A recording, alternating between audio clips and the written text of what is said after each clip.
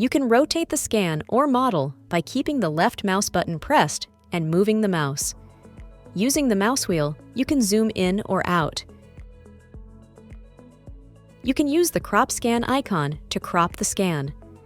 Using the left mouse button, it is possible to set control points and mark an area to crop.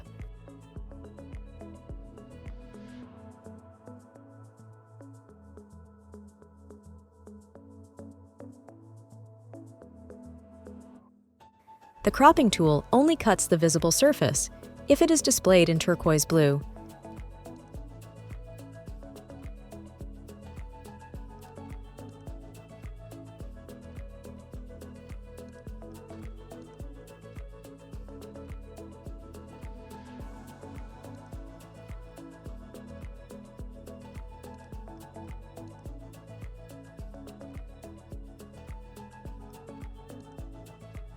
If you want to remove certain areas synchronously on both sides, double-click together while keeping the Control key pressed on the keyboard.